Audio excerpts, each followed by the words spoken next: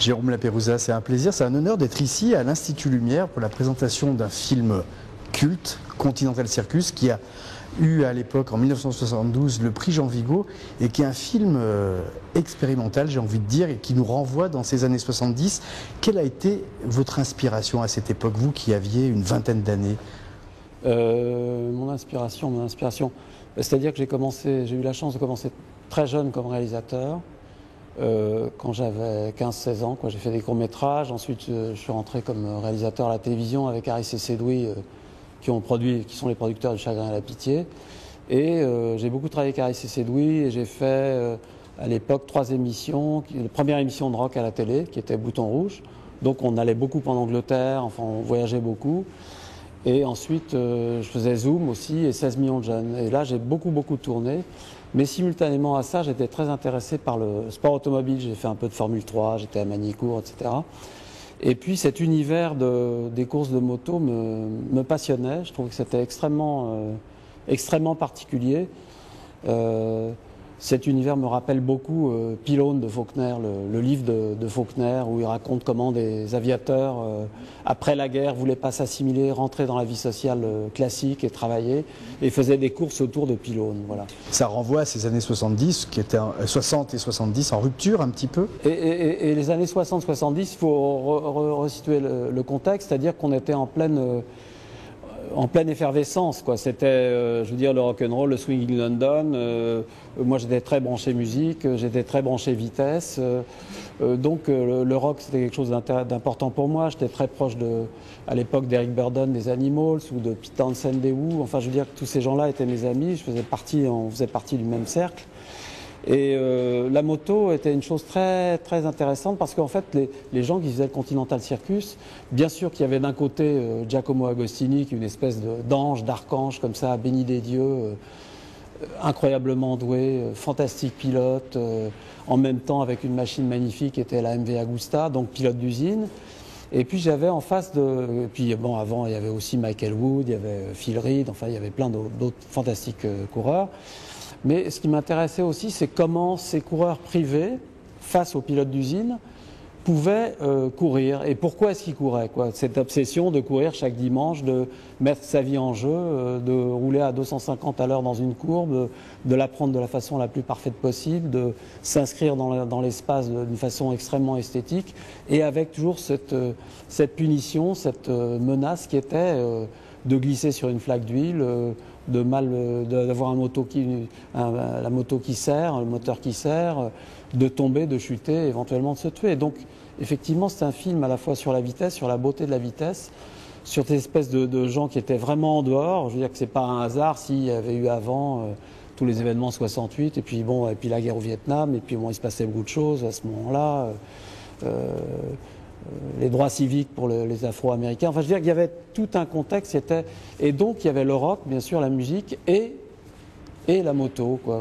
Je veux dire, à un moment, on disait Hendrix avait sa guitare et Finlay ou Agostini avaient leur moto, quoi. C'était les mêmes. Quand vous les regardez, ils ont la même gueule. Je veux dire que tous les jeunes gens dans mon film, bien sûr Agostini, mais Finlay, sa femme Nanou, et autour d'eux, le magnifique Santiago Herrero, qui avait une tête de jeune torero comme ça, comme El Cordobés, Bill Ivy, tous ces jeunes gens qui se sont tués, ou Brian Stinson. Je veux dire qu'il y avait un rapport à la vie et à la mort qui était d'une extrême violence. Mais en même temps, c'est un film à la fois sur cette pulsion de vie et cette pulsion de mort, mais c'est aussi un film qui a un sens politique aussi. Je veux dire qu'il y a une espèce de rapport aussi de lutte de classe, bien entendu, quoi. Donc dans ce film, j'ai eu envie de faire ça, et aussi lié à la musique. Et par exemple, si vous voulez, j'ai souhaité aussi donner le point de vue subjectif des pilotes, de ce qu'ils vivaient quand on est à 200 à l'heure ou 250 à l'heure sur une moto, la vision qu'on a de l'espace. Et donc j'ai décidé à ce moment-là de mettre des caméras casques, des caméras subjectives, des caméras sur le guidon pour voir le visage du pilote quand il est en train de courir, ou une caméra sur l'embrayage ou le frein pour voir de quelle façon ça se passait, ou sur le sélecteur de vitesse. Donc ça se faisait pas du tout à cette époque-là. Oui, c'est une des premières caméras embarquées. Maintenant il y a des paluches, maintenant c'est très simple, on en voit partout, quoi, sur les circuits de F1, partout. Mais donc ça m'intéressait, donc je mettais un petit Bell magazine de 30 mètres. C'est des caméras qu'on utilise pour la guerre, c'est des caméras pour la guerre, et donc avec un ressort, et on a 3 minutes d'autonomie. C'est ces caméras que j'utilise. Il y a un gros travail sur le son aussi dans ce Alors, film. donc il y a un aspect formel très important dans le film. Et donc comment j'ai préparé ce film? J'ai repéré pendant 3 ans en fait avant. Pendant que j'étais jeune réalisateur à la télé, donc je gagnais un peu de fric, mes salaires, et donc je voyageais pas mal. J'allais sur les grands prix, j'allais voir des pilotes, j'essayais de m'imprégner, etc. Parce qu'il est pour moi essentiel d'être dans une immersion, dans une approche d'immersion et d'empathie avec les gens que je filme. Donc c'est très important. Dans mon cinéma, c'est la proximité avec la personne filmée est très essentielle. Et j'ai envie, si vous voulez, de faire rentrer le spectateur dans la tête du personnage, ou d'être sur ses genoux, quoi. Et en même temps, on sent l'extrême danger aussi dans ce film. Voilà, donc le film, donc j'ai repéré, j'ai accumulé un certain nombre de notes, j'ai même fait un scénario de fiction. Évidemment, je me suis dit au bout d'un moment que je ne trouverais pas l'argent, parce qu'il y avait le Mans avec McQueen, mais c'était des budgets énormes, mais on n'avait pas confié un budget énorme à un jeune réalisateur inconnu. Et en plus, je pensais que c'était...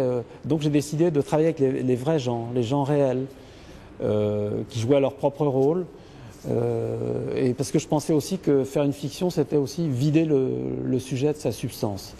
Donc dans ces repérages, ce qui était très important, c'était le casting aussi. Et donc c'est comme ça que je suis allé vers Jack Finlay, qui était second au championnat du monde derrière Giacomo, et qui était porteur de plein de choses, quoi. Qui était porteur aussi de la difficulté de gagner, de la difficulté de courir, de trouver le fric pour aller d'un circuit à un autre, de manger, de bouffer, de se loger. Donc il vivait, quand Giacomo ou les pilotes d'usine sont à l'hôtel, eux ils sont dans la caravane dans le paddock. Si la moto casse, il faut en acheter une ou trouver un moyen pour payer la suivante ou payer le moteur pour la prochaine. Donc tout ça m'intéressait énormément, et tout le cahier de charge, c'est-à-dire que tous les événements qui pouvaient se produire, moi je les avais déjà assimilés et j'anticipais par rapport à ça. Donc j'avais une vision et une façon très subjective de filmer et de mettre en scène, en fait, de mettre du regard que j'avais sur l'événement, sur l'approche. Et dans cette mesure aussi, j'ai beaucoup travaillé sur le son. Aussi, c'est pour cette raison que le film fait partie de la rock culture aujourd'hui. J'ai beaucoup travaillé avec David Allen, donc de Gong, et qui faisait partie des Soft Machines, et avec David, qui était vraiment un précurseur au niveau du son. C'est-à-dire, par exemple, Bowie, qui vient de mourir, a dit qu'il avait été très influencé par le travail de David aussi. À ce moment-là, le travail, par exemple, j'ai fait le sound design, ça ne se faisait pas trop à l'époque, mais j'ai travaillé beaucoup avec des sons synchrones, avec des sons de moto que je montais en boucle ou que j'amenais insidieusement comme ça dans la bande son, en même temps que les sons synchrones qu'on entendait, ou la musique qui glissait, ou la manière de faire des surimpressions dans les motos ou des ralentis pour donner une espèce de sentiment mêlé avec des plans subjectifs, mais travailler aussi avec le son, c'est très essentiel. On voit bien qu'il y a plusieurs couches, il y a une juxtaposition. Voilà, il y a un nombre de strates sonores assez conséquentes. Et en plus, si vous voulez, moi, ça faisait beaucoup partie de tout ce qu'on cherchait autour. Par exemple, à ce moment-là, il y avait Terry Riley, il y avait Lamont Young, il y avait des grands musiciens américains ou anglo-saxons qui faisaient une recherche sur le son, le principe de la boucle, Tubular Bells, Michael Fields, tous ces gens-là. Je veux dire, tout ça, moi, j'étais dans cet environnement-là, j'étais très proche, mais je m'intéressais beaucoup au jazz aussi, ou free jazz. Mais voilà, j'ai beaucoup filmé la musique aussi, je veux dire. Donc c'est quelque chose que j'ai filmé en Jamaïque, j'ai filmé au Festival d'Amouji, les Floyd, etc. Mais enfin bref, pour en revenir à Continental Circus, aussi ce film m'a permis de rencontrer des gens fantastiques. Je veux dire que quand il a été sélectionné pour représenter la France aux Oscars, il y a George Craven qui m'a dit à l'époque Jérôme, il faut que tu rencontres des réalisateurs américains, ou il faut que Hollywood, pour que tu rencontres, voilà, qu'ils te soutiennent. Et donc j'ai rencontré Otto Preminger à New York, qui m'a soutenu. J'ai rencontré Don Siegel, donc Inspecteur Harry, Invasion des profanateurs de ces cultures, qui travaillait beaucoup avec Eastwood. J'ai rencontré Cassavetes, tous ces gens-là. Tout ça n'est pas étonnant, parce que c'est vrai que ce film est vraiment, au début des années 70, un reflet un petit peu de ce qui se passe aussi dans la société. Et dans le cinéma aussi, et dans le cinéma, en regard. Je veux dire, c'est vrai qu'il y a eu Easy Rider de l'autre côté, etc., etc. Mais on va devoir arrêter l'interview, mais en tout cas, on a dit beaucoup de choses déjà. Merci beaucoup. et bonne continuation. Merci infiniment. En tout cas, je suis ravi que Thierry Frémaux, l'Institut Lumière, C'est un très bel, toute l'équipe de l'Institut événement. Lumière m'invite avec Giacomo. Enfin, Giacomo, je tiens à dire que Giacomo est un personnage très important dans ma vie et que c'est un garçon extrêmement généreux et extrêmement chaleureux et sympathique et que dans le film, ça a été un vrai plaisir de travailler, de tourner avec lui. C'est très important que vous montiez ce moment-là et je suis ravi de le retrouver, là. Merci beaucoup, merci infiniment. Merci pour le film. Je vous en prie, merci beaucoup. Merci.